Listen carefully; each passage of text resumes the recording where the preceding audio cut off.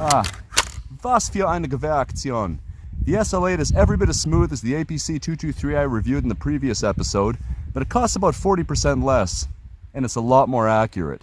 We'll get back to that. Willkommen zu Precision Riflecraft und danke für joining us. I'm really starting to appreciate these Teutonic rifles because it seems the more of them I evaluate, the better they get. A great big thank you to Chris in Southern Alberta for loaning me this unique and well-appointed example of German small arms technology. Heckler and Koch describes the SL8 as an import-legal version of the G36 designed for precision shooting, a reference to various US import bans as well as its heavier profile barrel. Here in Canada, semi-auto versions of the G36 remain legal as of this video, but rare and unfortunately very expensive when they are available. Nonetheless, they are out there. Here's my friend Alex using one to defend his igloo from a polar bear last July. The Select-Fire G36 has been the standard service rifle of the German Army, oops, not that one, there we go, that's the one, since 1997. It's now being replaced by the H&K 416 after 25 years of service. Whereas all three variants of the G36 have a pistol grip and folding stock, the SL8 has its thumbhole version reputedly designed to appease anti-American lawmakers in California. I can't decide whether I love it or hate it, in part because I still haven't handled one in its original configuration. Chris upgraded his with his Hera Arms kit and swapped the ACR stock it came with for this Magpul PRS. This particular PRS stock came off the DMR version of the Bushmaster ACR. It swapped straight across and really looks like it was made for it. The Hera Arms kit brings this rifle's ergonomics closer to its G36 lineage and provides the adjustability and modularity you'd expect from a precision rifle, particularly when upgraded with the PRS. In this configuration, the SL8 has a length of pull of 14 3/4 to 16 inches, and you can fit the AR pattern grip of your choosing.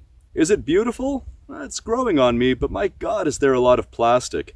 Even the rail is plastic, which really made me doubt its accuracy potential. Let's face it, if Glock made a precision rifle, it would probably look something like this. Now, the Select-Fire G36 does suffer from accuracy issues due to some of this plastic actually melting under full auto fire, but you certainly shouldn't have that problem with the semi-auto SL8. That plastic rail's height over bore is out of this world. We're talking 4.2 inches with this 34mm scope, which is almost 2.5 times that of the typical bolt gun, but the PRS stock provides more than enough comb height for a proper cheek weld. If you look at how high I had to set the comb, I'm not sure that the Hera kit's ACR would have sufficed, and I have it on good authority that the comb on that questionable thumb hole is wholly inadequate. The other issue with the very high rail is that it compounds any cant error present, so if your application calls for precision, using a properly mounted bubble level is even more important than usual. You can check out my episode on cant error to learn more about this topic. Like the APC 223, all of this rifle's controls are ambidextrous, though the only way of manually locking back the bolt is by either using an empty magazine or reaching up into the mag well to let your finger play follower. Watch out for Gunther thumb. The charging handle is pretty unique, allowing the operator to pivot it to either side before returning forward under spring tension. Like its Swiss cousin, it also utilizes a short-stroke gas piston, a 5.56 chambered barrel, inexplicably mislabeled 223, and an unexceptional trigger that can't readily be upgraded. It breaks at just over 4 pounds, which is better than that of the B&T, and in terms of overall quality, it feels very similar. On the subject of weight, H&K claims 8.6 pounds with that heavy 19 3/4 inch barrel. You're looking at 10.7 pounds with a Hera Arms kit upgraded with a PRS, or 14.9 pounds with that and my Athlon Cronus and a Cadex mount, 6 to 9 inch bipod, and various related bits. I tried 6 different loads through its 1 to 7 barrel, 5 of which were premium. Let's have a look at how they did from least accurate to most. We'll find out soon enough what this rifle is capable of. The least accurate, somewhat surprisingly, was the Hornady Superformance Match 223 75 grain boat tail hollow point.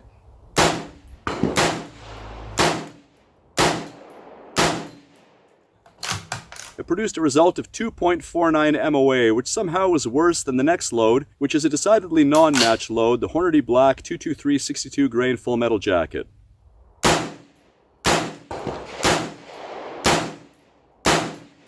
That came in at 1.92 MOA. Next is the Federal Premium 223 55 grain Nosler ballistic tip, a popular load with varmint hunters.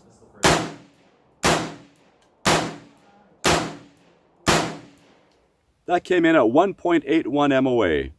Next is another Hornady Superformance match load, the 223 73 grain ELDM, which has now been discontinued.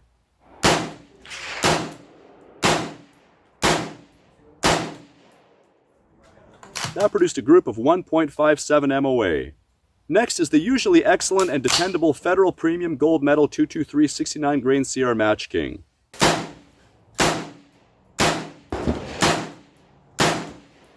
I was a bit surprised that it produced a group of only 1.5 MOA. Last is the Hornady Match 73 grain 223 ELDM.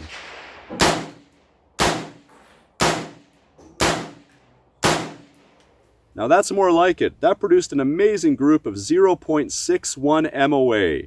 Guys, that's 15% more accurate than my Ruger 556 bolt action, which incidentally favors the same 73 grain match load. What the hell is the point of view anyway? The only reliability issue I experienced was a recurring failure to lock back the bolt when emptying that aftermarket mag from Speer. I therefore switched to the OEM 5 rounder for the long-range shooting that follows, which worked flawlessly. My friend Byron joined me to help me out with the spotting, and we started by setting up a range at 516 meters or 564 yards.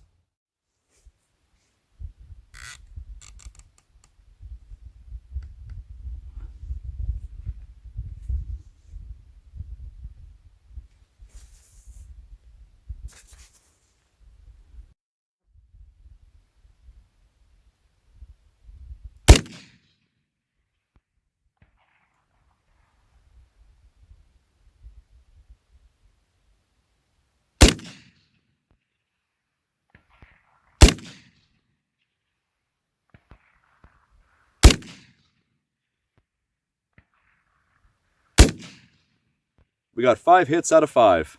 I thought that was a good start, so I decided to push it back to 829 meters or 907 yards at approximately the same spot we had previously run the APC 223.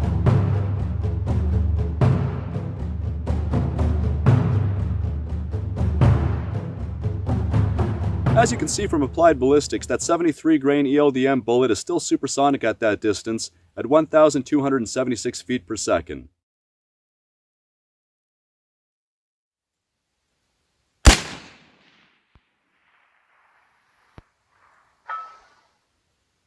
Hit!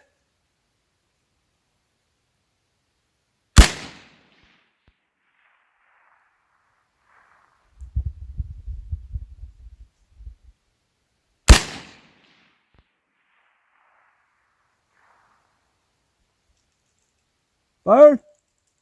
Didn't see that last one. You're off to the right. Boom. Half a target to the right, good elevation.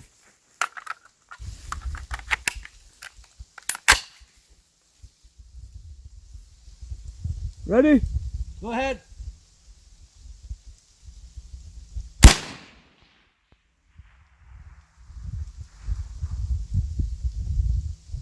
Didn't see that. Fire! I don't know, I didn't see that one.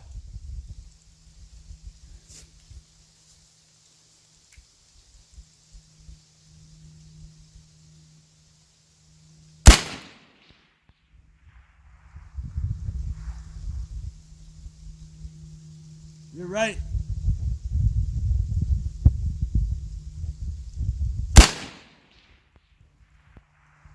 Uh, 6 inches to the right, good elevation.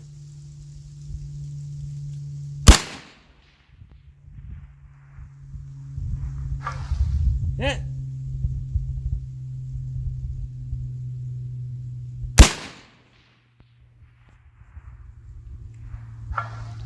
Hit.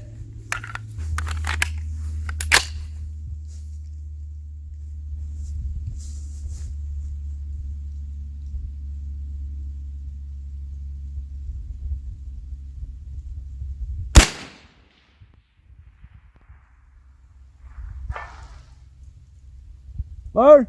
Hit.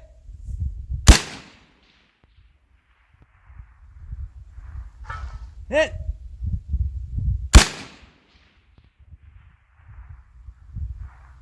Hit.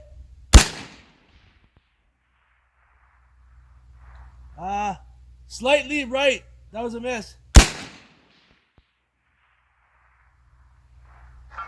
Hit. Alright guys, so that's 7 hits out of 15 rounds, which I would say is a pretty great result. It's a hit probability of 47%, which is quite a bit better than the 25% the APC 223 managed. Recall that that rifle was pushing a 69 grain Sierra Match King that was subsonic at that range. So this rifle had 2 advantages over the APC, of course, which is the fact that it's more accurate right out of the gate, and it's pushing a more efficient bullet, that 73 grain ELDM over the 69 grain Sierra Match King, which does manage to sustain supersonic flight out to this distance. And I'm very, very happy with that. Recall, this is a piston-driven gas gun, and the fact that it can produce .61 MOA 5-round groups is pretty mind-blowing. I'm very, very impressed with this rifle. We saw, of course, the importance of doing a proper load selection test because of those 6 loads we evaluated. We saw a huge disparity from the least accurate to the most, so if you're not going to hand load for your rifles, very, very important to try as many loads as you can and find out what your rifle likes. But yeah, .61 MOA is amazing. It's very, very impressive, and if you're considering buying one of these rifles, obviously I can recommend it unreservedly. So once again, a great big shout out to Chris for his support of the project. Thank you so much for loaning your rifle and allowing me to review it. And also thank you to Jeremy for sending us this upgraded H&K rail and the Spear Mag as well. We were not able to install the one-piece scope mount with the original rail that came with this, the SL8-5, so the later rail allowed us to install this scope, which helped a great deal. Lastly, thank you to Byron for helping us with the spotting, and of course, thank you to you for your support and for your patience.